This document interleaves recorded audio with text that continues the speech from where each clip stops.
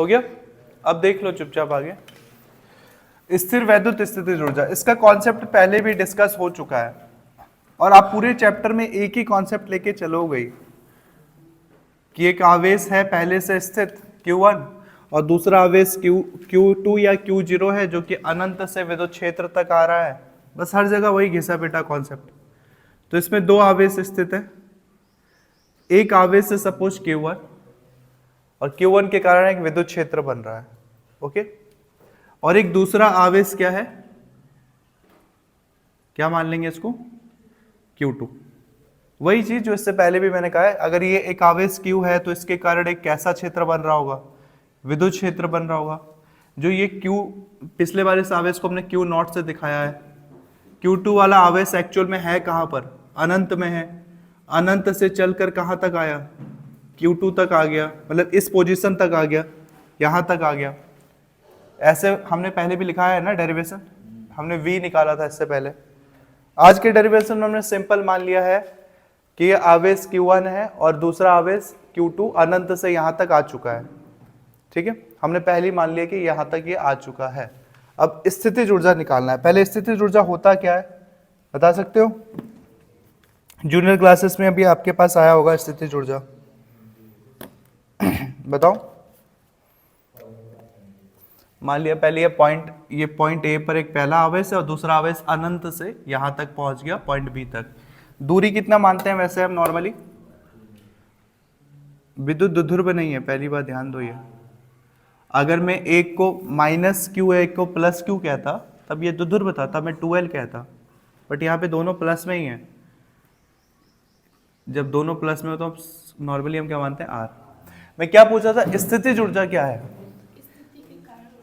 Class 9th और 11th में जो आपने डेफिनेशन पढ़ा है वो है, ऊर्जा दो प्रकार के होते हैं, गतिज ऊर्जा, स्थितिज ऊर्जा, kinetic energy and potential energy. Kinetic energy, गतिज ऊर्जा वो ऊर्जा होती है जो गति के कारण उत्पन्न होती है, और स्थितिज ऊर्जा वह ऊर्जा होती है जो किसी वस्तु की पोजीशन, स्थिति के कारण उत्पन्न होती है। यहाँ पे ना ही 9th का कॉन्सेप्ट लगेगा ना 11th का कॉन्सेप्ट लगेगा। इस केस में 12th में स्थितिज ऊर्जा के लिए हम थोड़ा अलग कॉन्सेप्ट पढ़ते हैं।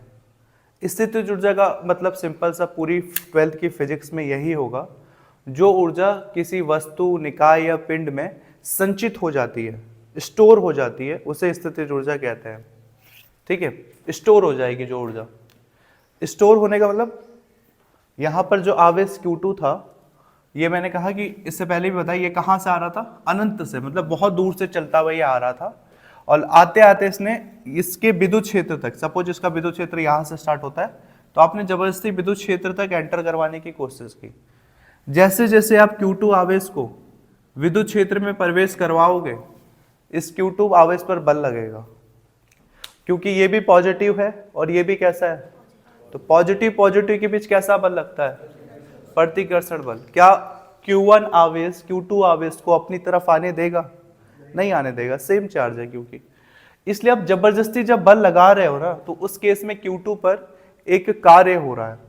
कार्य तो वैसे भी होगा क्योंकि आप बल लगाकर उसे विस्थापित कर रहे हो, ठीक है। आपने बल लगाया और यहां से इसको यहां तक लेकर के आए, अनंत से B तक लेकर आए, ठीक है, तो कार्य तो होगा ही। और इसमें जो कार्य होगा, जो कार्य संचित होगा, वही स्थितिज ऊर्जा कहलाती है। पूरी 12th की फिजिक्स में याद रखना, नॉर्मली सिंपल जो कार्य है वही स्थितिज ऊर्जा है। स्थितिज ऊर्जा को हम 11th में ऐसे दिखाते थे, Kp, या फिर हाँ Kp से दिखाते थे, Kp EP, पोटेंशियल एनर्जी, हम ऐसे दिखाते थे 11th में। 12th की पूरी फिजिक्स में आपको स्थितिज ऊर्जा को ऐसे दिखाना है, EU। आपको पूरी फिजिक्स में 10 बार कम से कम मिलेगा, 10-11 बार आपको स्थितिज ऊर्जा मिलेंगे, बहुत बार स्थितिज ऊर्जा आएगा। और स्पेशली स्टार्टिंग के 4-5 चैप्टर में तो लगातार लगभग हर चैप्टर में आपको स्थितिज ऊर्जा पूछा जाएगा। तो स्थितिज ऊर्जा को किस चीज से दिखाते हैं, यहाँ पे 12th में आपको बस याद रखना, स्थितिज ऊर्जा को आपको दिखाना है U से, और U कुछ नहीं है, U है आपका किसके बराबर, W क्या होता है, स्थितिज ऊर्जा ही कार्य है और कार्य ही स्थितिज ऊर्जा है, ठीक है। बस बोलने का तरीका अलग अलग है, दोनों एक ही चीज है, सेम चीज है, कोई डिफरेंस नहीं है दोनों में। तो स्थितिज ऊर्जा क्या है, Q2 आवेश को अनंत से विद्युत क्षेत्र तक या फिर Q2 आवेश को अनंत से बिंदु B तक लाने में किया गया कार्य ही उस आवेश में संचित ऊर्जा होगी। और कैसी ऊर्जा होगी? स्थिर वैद्युत हटाओ, स्थितिज ऊर्जा बोलो। इसको अनंत से, आवेश Q2 को अनंत से B तक या विद्युत क्षेत्र तक लाने में किया गया कार्य ही क्या होगी? स्थितिज ऊर्जा के रूप में स्टोर हो जाएगी, संचित हो जाएगी। मैंने कहा ना, कार्य और स्थितिज ऊर्जा दोनों एक ही चीज मान के चलना है आपको। बस जब भी स्थितिज ऊर्जा वर्ड यूज करोगे वहां पे आपको यूज करना है संचित हो गई, स्टोर हो गया। ठीक है, जैसे कि किसी स्प्रिंग को आप खींच रहे हो, तो स्प्रिंग को खींचने में आप कार्य कर रहे हो क्योंकि आप बल लगा के उसे और विस्थापित कर रहे हो, उसकी साइज बढ़ा दे रहे हो और खींच रहे हो। तो आपने जो स्प्रिंग को खींचा वो स्प्रिंग पर आपका कार्य है, और स्प्रिंग में आपके खींचने की वजह से जितना आप स्प्रिंग को खींचोगे उसमें एक एनर्जी स्टोर होते जाएगी, और उसको स्प्रिंग की स्थितिज ऊर्जा कहेंगे, आपके द्वारा किया गया कार्य कहलाएगा। वैसे कोई रबड़ इलास्टिक या इलास्टिक का कोई सामान, आप उसको जितना खींचते जाओगे उतना आप उस पर कार्य करोगे, क्योंकि आप बल लगा के उसे विस्थापित कर रहे हो। और ज़्यादा 10 सेंटीमीटर का है तो खींच के आपने 15 सेंटीमीटर का बना दिया इलास्टिक की किसी रबड़ को या कोई भी चीज़। और वो जो ऊर्जा है, जितना आप खींचोगे वो ऊर्जा उस रबड़ बैंड में क्या होते जाएगी? इलास्टिक के स्टोर होते जाएगी।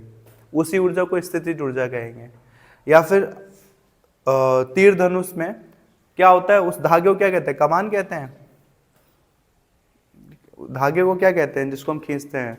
धनुष में क्या कहते हैं उसको? धनुष में जो भी, अब धागा ही बोल लो, धनुष में जो भी कमान होता, कमान ही कहते हैं, तीर कमान होता है, छोड़ो, धनुष में जो भी वो धागा होता है, आप उसको जितना खींचोगे उतना ज़्यादा उस बाण में जो एरो होगा उसमें एनर्जी क्या होती जाती है? स्टोर होते जाती है। एक्चुअल में उस तीर में, उस रस्सी में एनर्जी स्टोर होती जाती है तनाव के कारण, और वो फाइनली किस में चली जाती है? उस तीर में। जैसे छोड़ेंगे तीर में चली जाएगी। स्थितिज ऊर्जा यही है कि आप कोई कार्य कर रहे हो और आपके कार्य की वजह से किसी दूसरी चीज में या सिस्टम में एनर्जी स्टोर होते जा रही है। ओके, यही स्थितिज ऊर्जा है आपका। इस केस में स्थितिज ऊर्जा क्या है? आप पहले इसको परिभाषित करोगे। यहां के लिए स्थितिज ऊर्जा क्या है? Q2 आवेश को अनंत से कहां तक लाया?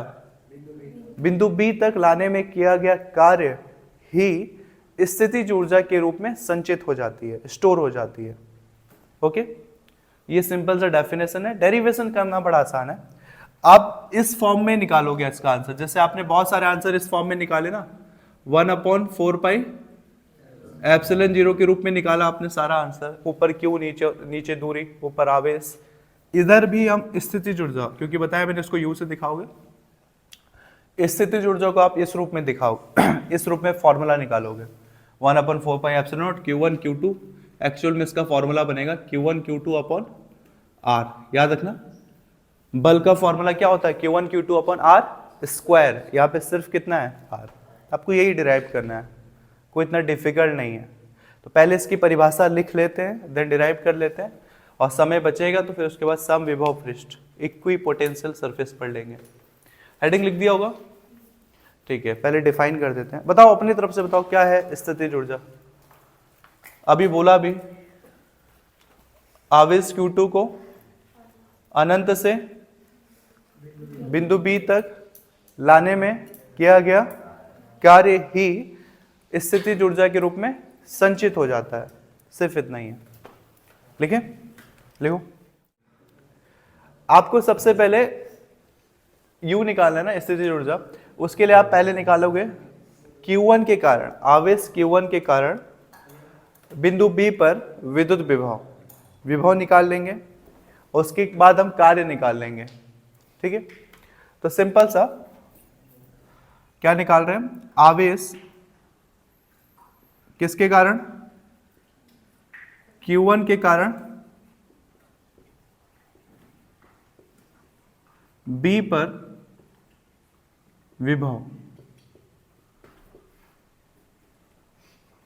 विभव का फॉर्मूला क्या होता है? वो, और इस फॉर्म में V बराबर 1/4 एप्सिलॉन नॉट। सीधा शॉर्टकट में क्या बोले? K बोले? इसको आप सीधा शॉर्टकट में क्या लिख सकते हो, के। फिर क्या होता है विभव, विभव ये होता है ना के क्यू अपॉन आर, ये। तो यहां पर आवेश कौन है, Q1 है, तो Q की जगह Q1, और दूरी कितनी है B तक की, R। तो यह आ गया आपका विभव, V बराबर के Q1 अपॉन R, सिंपल। अब आप आवेश Q2 पर कितना कार्य किया गया वो निकालोगे, ठीक है। आवेश Q2 पर कार्य कब, जब इसको अनंत से कहां तक लाया गया, B तक। तो क्या लिखें, Q2 को अनंत से B तक लाने में किया गया कार्य, किया गया को क्या लिख सकते हैं, कृत कार्य। ओके, कार्य का फॉर्मूला आपने क्या पढ़ा है इस चैप्टर में, किसी फॉर्मूले में कार्य आ रहा था, V बराबर W अपॉन Q, हमने ये फॉर्मूला पढ़ा है ना, इसमें कार्य आया। तो यहां से आपको कार्य निकालना है, तो कार्य क्या हो जाएगा, W बराबर Q को इधर लाओ ऊपर, तो क्या हो जाएगा V इंटू, ये फॉर्मूला बनेगा हमारा। तो इसके अकॉर्डिंग चलें, है यही फॉर्मूला, बस हमें कार्य चाहिए। तो कृत कार्य W बराबर कितना हो जाएगा, W बराबर कितना होगा, V into Q, V into Q. और Q कौन सा है, दो, यहां तो दो Q है ना, Q1 और Q2, दो Q है, यहां पे कौन सा Q आएगा, Q1 आएगा या Q2 आएगा, Q2 आएगा, क्योंकि ऊपर साफ साफ लिखा है Q2 को अनंत से B तक लाने में किया गया कार्य। Q1 तो पहले से ही वहां पर है, Q1 ने तो विस्थापन किया ही नहीं, तो कार्य कहां से हो जाएगा, तो ये क्या आ जाएगा Q2। देखो कितना सिंपल डेरिवेशन है। अब आपको दिख ही रहा है, V की वैल्यू आप पुट करेंगे, आंसर आ गया, ठीक है। तो अब लिख दो, इसे डाल लो इक्वेशन 1, इसे डाल लो इक्वेशन 2, इक्वेशन 1 और 2 से, इक्वेशन 1 और 2 को इक्वेशन 1 की वैल्यू 2 में डाल दो, मतलब V की वैल्यू इसमें डाल दो, आपका फाइनल आंसर आ जाएगा, ठीक है। छोटा बड़ा का यहाँ टेंशन ही नहीं है, ये इस डेरिवेशन की अच्छी बात है, वरना हमें लिखना पड़ता, अनंत से लिमिट रखनी पड़ जाती, इसमें वो सबका टेंशन नहीं पाला है, सिंपल आपने निकाला है। तो इक्वेशन 1 और 2 से, इक्वेशन 1 और 2 से, ठीक है, फ्रॉम इक्वेशन 1 एंड 2, इक्वेशन 1 और 2 से, इक्वेशन 1 क्या है, 1 नहीं सॉरी 2 क्या है, W बराबर V इंटू Q2, W बराबर V into Q2, but V की वैल्यू क्या है इक्वेशन 1 में, K Q1 अपॉन R। तो V की जगह पे हम क्या लिख देंगे, K Q1 अपॉन R, यह है आपका V की वैल्यू, और बगल में क्या है, Q2 है, इंटू Q2। अब देखो ये आ गया आपका 1/4 पाई एप्सिलॉन नॉट की जगह K Q1 Q2 upon R, ये दिख रहा है Q1 Q2 अपॉन R। तो देखो वही आंसर अप्रोक्स आपका आ गया, ठीक है। मैंने क्या कहा, हमेशा फिजिक्स में जो किया गया कार्य है वही एक्चुअल में क्या है, संचित ऊर्जा, संचित स्थितिज ऊर्जा होती है। तो आप लास्ट लाइन लिख सकते हो, चूंकि, ये चूंकि का चिन्ह याद हो गया है, चूंकि कृत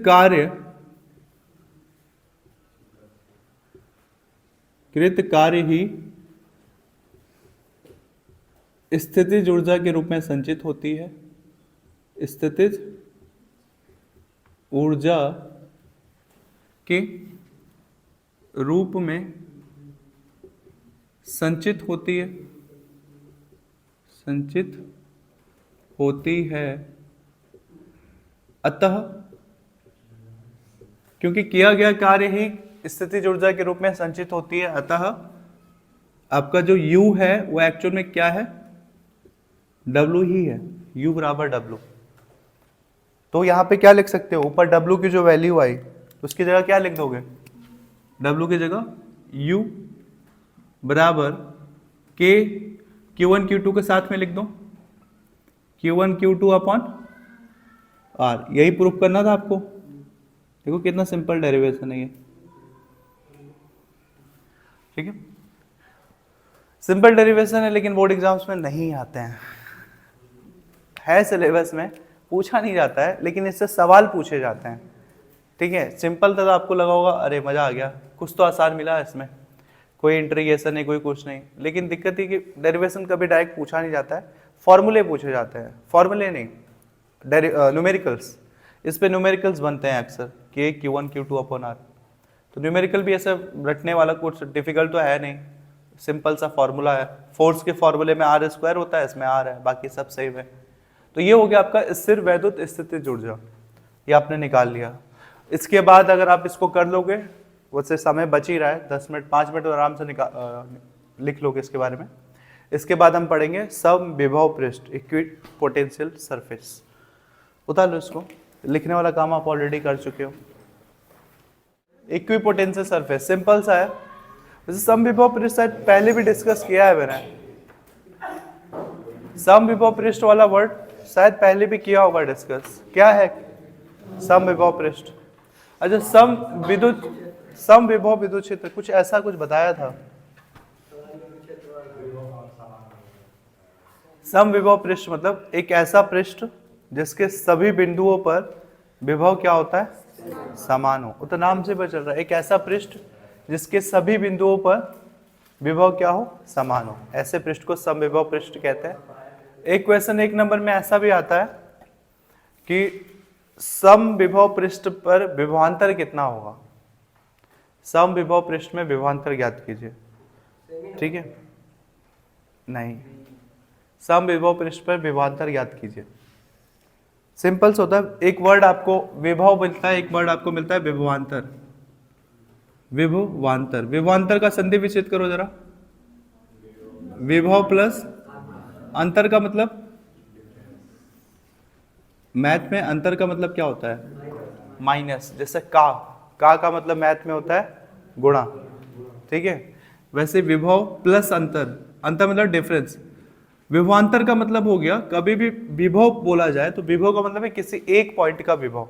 जैसे यहाँ पर विभव पूछा गया तो सिर्फ एक आवेश के कारण या फिर एक पॉइंट पर आपने विभव निकाला। विभवांतर पूछा जाए तो हमेशा विभवांतर किसके बीच निकलता है? 2 पॉइंट के बीच निकलता है। सपोज ये वोल्टेज है V1, V2, V1 है आपका 10 वोल्ट, V2 है आपका 2 वोल्ट। तो इनके बीच विभवांतर जो होगा, या तो उसको डेल्टा V से दिखाओ या VAB से दिखा लो, अगर ये A और B है तो जो भी है जिससे भी दिखाना दिखाओ। विभवांतर क्या होगा? विभव का अंतर। ज्यादा वाले से कम वाला घटाओ जरा, 10 में से 2 गया 8, तो इसे कहते हैं विभवांतर। जब 2 पॉइंट के विभव के अंतर विभवों को आप घटा दो तो विभवांतर है। मैंने क्वेश्चन पूछा सम विभव पृष्ठ में कैसा पृष्ठ होता है? एक ऐसा पृष्ठ जिसके सभी बिंदुओं पर विभव क्या हो? समान हो। समान। तो मान लिया कि एक पृष्ठ है, सपोज दैट ये पृष्ठ है जिसके इधर विभव कुछ मान लो 15 वोल्ट है सपोज, तो इधर कितना होगा? इधर 15 वोल्ट है तो इधर कितना होगा? इधर कितना होगा? इधर भी, क्योंकि ये सम विभव पृष्ठ है, इसके सभी बिंदुओं पर विभव क्या है? सेम है। और इसी में विभवांतर पूछ लिया, सपोज ये बिंदु A है, ये B है, ये C है, D है, E है, F है, और सपोज A और F के बीच में विभवांतर पूछ लिया जाए तो कितना आएगा? 15 में से 15 गया, किसी को भी जोड़ो, आंसर कितना आएगा?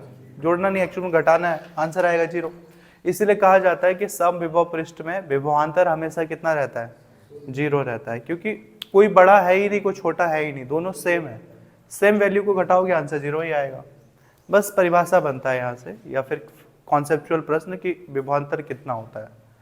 ओके, तो ये आपका हो गया सम विभव पृष्ठ। हो गया, ठीक है। ये अभी तक जो पढ़ाया मैंने उसमें से सबसे इंपॉर्टेंट आपका ये है, ठीक है, जो अभी हमने लिखा है हेडिंग, विभव प्रवणता या विद्युत क्षेत्र, या फिर पूछेगा विद्युत क्षेत्र व विभव में संबंध। बहुत इजी है लेकिन, ठीक है। और अच्छी बात है डायग्राम बना हुआ है आगे, इसी को थोड़ा बहुत चेंज करना है, कर लेते हैं, अभी निपटा लेते हैं, कुछ डिफिकल्ट है नहीं है। देखो विभव प्रवणता, प्रवणता का मतलब क्या होता है? प्रवणता वर्ड कभी सुना है इससे पहले? आज से पहले?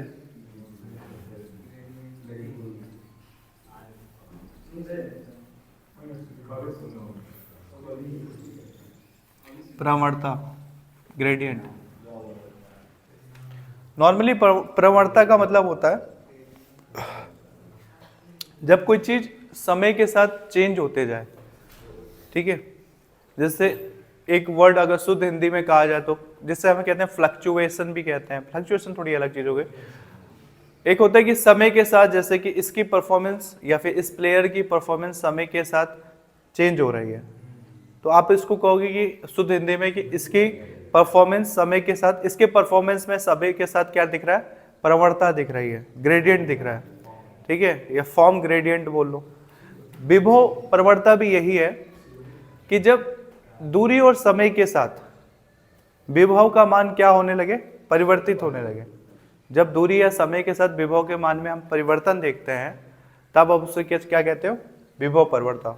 या विद्युत क्षेत्र के साथ, विद्युत क्षेत्र में जो दूरी होते जाएगा उसके साथ विभव में जो परिवर्तन होगा वो विभव प्रवणता है।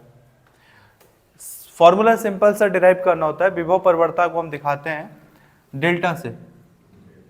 ये आपको बीएससी फर्स्ट ईयर में ही मिल जाएगा विभव प्रवणता। जब आप ग्रेजुएशन करोगे फिजिक्स से, अगर मैथ से करोगे तो फर्स्ट ईयर में मिलेगा। विभव प्रवणता होता क्या है, इसे दिखाते हैं डेल्टा वी से। ध्यान देना, इसको हम त्रिभुज और ट्राइंगल नहीं कहेंगे, इसको डेल्टा कहते हैं। डेल्टा डेल्टा कहेंगे तो डेल्टा कहाँ यूज होता है, जब कोई चीज परिवर्तित हो रही होती है। परिवर्तित मतलब छोटी सी बड़ी में घटाते हैं। जब भी परिवर्तन हो तो परिवर्तन को हम डेल्टा से दिखाते हैं। विभव प्रवणता क्या है, डेल्टा वी बराबर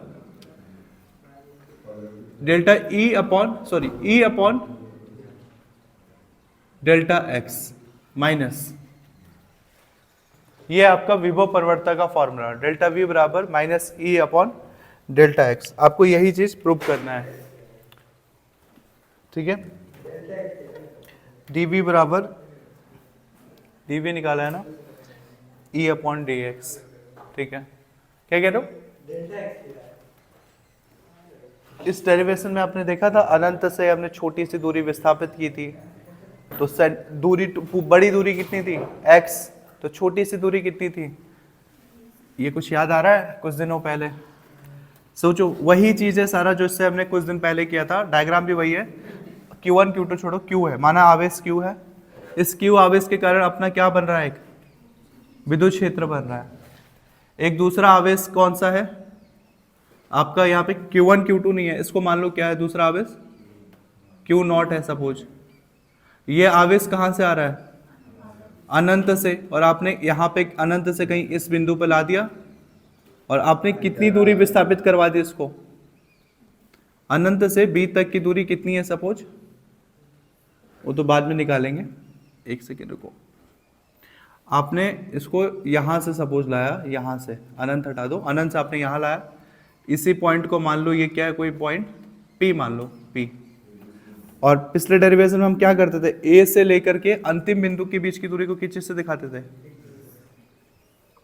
x से। ये हुआ है ना इससे पहले भी, ठीक है। विद्युत क्षेत्र दिखाने की जरूरत नहीं हर जगह।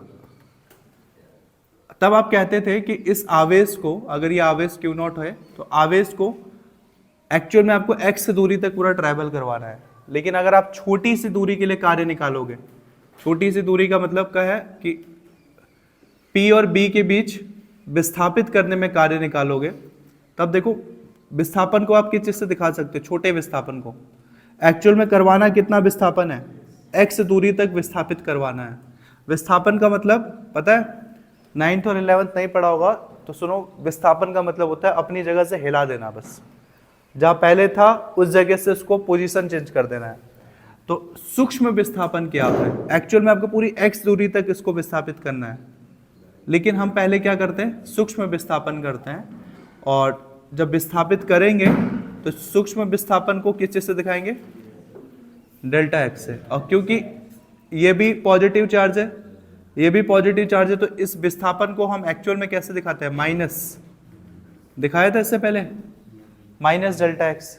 क्योंकि माइनस क्यों वर्ड क्यों आया माइनस, क्योंकि यह आवेश की इच्छा के विरुद्ध जा रहा है। आवेश नहीं चाहता है अंदर जाना, या फिर वो वाला आवेश भी नहीं चाहता कि अंदर आए, दोनों सेम चार्ज हैं। और जब आप जबरदस्ती निकाय के विरुद्ध कार्य कर रहे हो तो माइनस डेल्टा एक्स आपने शो किया। ये पहले भी हम बना चुके हैं डायग्राम, इसी डायग्राम से आपका ये फॉर्मूला निकल आएगा कॉन्सेप्ट पे।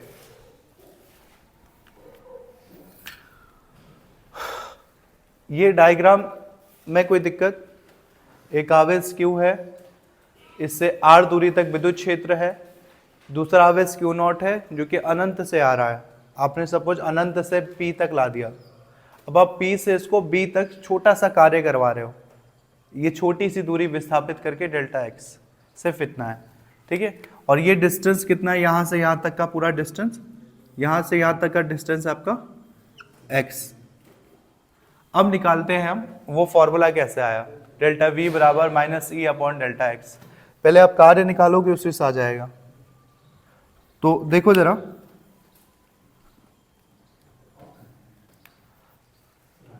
क्या हुआ, अभी तो ताली बजा रहे थे जब मैंने कहा कि नहीं पढ़ाना है।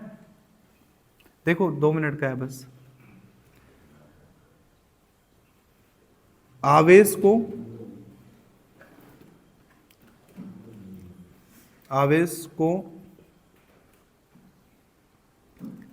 डेल्टा एक्स दूरी विस्थापित कराने में कृत कार्य, कराने में किया गया कार्य या कृत कार्य, कार्य बराबर क्या होता है, बल गुणा विस्थापन होता है। तो यहां पर हम क्या लिख देंगे, कार्य बराबर, क्योंकि ये सूक्ष्म कार्य निकाल रहे हैं, डेल्टा एक्स दूरी है ना, तो हम सूक्ष्म कार्य निकाल रहे हैं, तो ये एक्चुअल में क्या होगा, डी डब्ल्यू।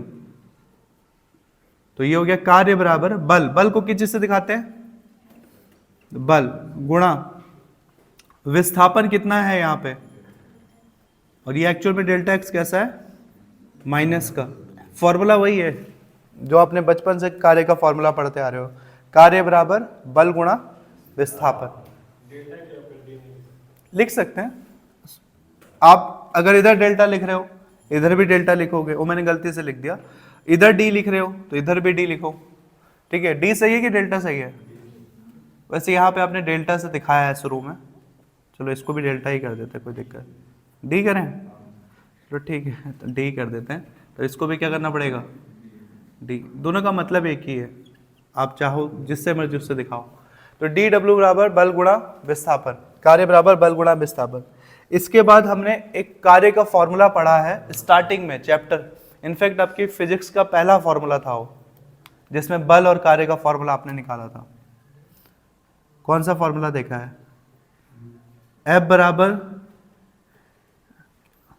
ये पढ़ा है, ई बराबर एफ अपॉन क्यू नॉट, ये फॉर्मूला पढ़ा है इससे पहले, ई बराबर एफ अपॉन क्यू नॉट। तो यहाँ पे एफ निकालना है आपको, एफ, तो एफ बराबर क्या हो जाएगा, ई बराबर एफ अपॉन क्यू नॉट है, तो क्यू नॉट को इधर भेज दो, एफ अकेले बच गया, तो एफ बराबर क्या हो जाएगा, ई इंटू क्यू नॉट। समझ रहे हो, डी डब्ल्यू आ गया, डी डब्ल्यू में एफ भी आया था, इसलिए आपने पहले एफ का इंतजाम कर लिया। एफ की वैल्यू आ गई, एफ बराबर ई इंटू क्यू नॉट, तो एफ की वैल्यू को कहाँ डाल दोगे, इस फॉर्मूले में, आंसर इसको पुट कर देंगे, कुछ ना कुछ मिल जाएगा जिससे आपको आगे का अंदाजा लग जाएगा। अब देखो पुट करो वैल्यू, बहुत सिंपल डेरिवेशन है, डी डब्ल्यू बराबर एफ की जगह क्या आ जाएगा, ई इंटू क्यू नॉट, और ये क्या आ गया, माइनस डी एक्स, ये आ गया। अब क्या करोगे आप, आपको क्योंकि ये प्रूफ करना है, तो इस प्रूफ करना है, ई दिखाना है, ई दिख रहा है फॉर्मूले में, ई है, डेल्टा एक्स चाहिए, अच्छा ये आपने डी के फॉर्म में लिखा, डी के फॉर्म में लिखा था ना, डी के फॉर्म में लिखो, कोई दिक्कत नहीं है। ई आ गया है, डी एक्स आ गया है, वी आया है अभी तक फॉर्मूले में नहीं आया है, बट आ सकता है कैसे, वी का एक फॉर्मूला हमने पढ़ा है, कार्य बराबर अपॉन नॉट बराबर कितना होता है, ये पढ़ा है ना हमने, v बराबर w अपॉन, और हमें v चाहिए, आ सकता है, देखो यहाँ पे w भी है, यहाँ पे q0 गुणा में है, इधर आएगा तो किस में आ जाएगा, तो देखो ये भी हो जाएगा आपका, ठीक है, सिंपल सा। इस Q0 को इधर लेके आओ, ये हो जाएगा dW अपॉन Q0 बराबर क्या बच गया, Q0 इधर आ गया, ये बच गया E minus D x. E minus D x कर रहा हूं मैं, माइनस को बाहर ही ले लूं, माइनस को मैंने बाहर ही ले लिया डायरेक्ट, क्योंकि हमें पता है W अपॉन Q कितना होता है, V, लेकिन वो dW है, तो ये क्या हो जाएगा, dV हो जाएगा। अतः dW अपॉन Q0 की जगह आ गया dV बराबर minus E into D x, या विभव परवर्तता के रूप में कभी भी लिखा जाए, परवर्तता, अच्छा इसमें मैंने एक चीज लिखा है, विभव परवर्तता के रूप में कभी भी आया ना तो आपको डीवी के फॉर्म में दिखाना है, डीवी के फॉर्म में तो आ ही रहा है, ई के फॉर्म में दिखाओ इसको, या तो आप इसको ये लिखो, और ई के फॉर्म में क्या आ जाएगा, ई बराबर क्या हो जाएगा, ई बराबर निकालना हो तो क्या हो जाएगा, डीवी अपॉन dx, और ये माइनस का चिन्ह, ये आ गया, इसी को कहते हैं विभव परवर्तता। ऊपर वाला और नीचे वाला दोनों एक ही चीज है, लेकिन मैंने जानबूझकर dv अपॉन dx के रूप में इससे लिखा, क्योंकि परिभाषित हम ऐसे ही करते हैं कि दूरी के साथ जब विभव में क्या हो, परिवर्तन हो, दूरी के साथ विभव परिवर्तन की दर क्या कहलाता है, विभव परवर्तता कहलाता है। तो एक्चुअल में विभव परवर्तता ये रिलेशन है, dv अपॉन dx वाला रिलेशन, इसे विभव परवर्तता कहते हैं। कर लोगे, सिंपल डेरिवेशन है। पहले कार्य निकाला, कार्य में बल आया तो बल का फॉर्मूला पुट कर दिया, उसके बाद से सबको सिंपल होते चला गया। आप भाग में लिखा है? उतना तो आया नहीं, तो ये गलत होगा, तब ये गलत होगा, ऊपर नीचे हो गया होगा वैल्यू। E बराबर माइनस dv अपॉन dx। आपने हेडिंग लिखा है, समाकलन क्यों करना है, हेडिंग लिखा था, हेडिंग क्या था, अच्छा हाँ हेडिंग तो लिखाया ही था। आप डायग्राम बनाओ, लिखना नहीं है उसके बारे में, बस डायग्राम बनाओ, शुरू हो जाओ।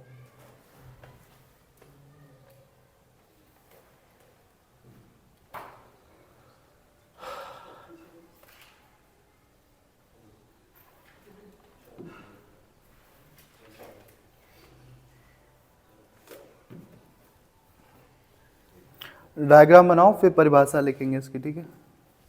डेरिवेशन लिखना मत स्टार्ट कर देना।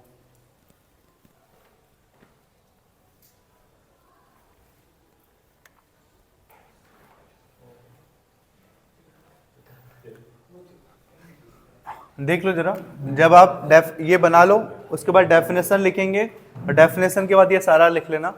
डेफिनेशन क्या है विभव परवर्तता का, चित्र के बाद आपको लिखना है दूरी के साथ, आपको लिखना है विभव परवर्तता क्या है, दूरी के साथ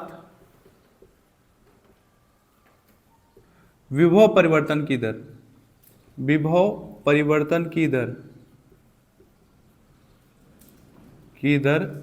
विभव परवर्तता कहलाता है, किधर विभव परवर्तता कहलाता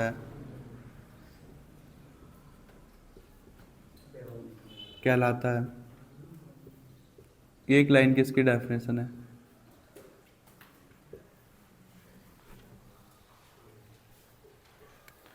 चित्र बनाओ, चित्र के बाद वो परिभाषा लिखो, और परिभाषा लिखने के बाद यहाँ से स्टार्ट कर दो लिखना।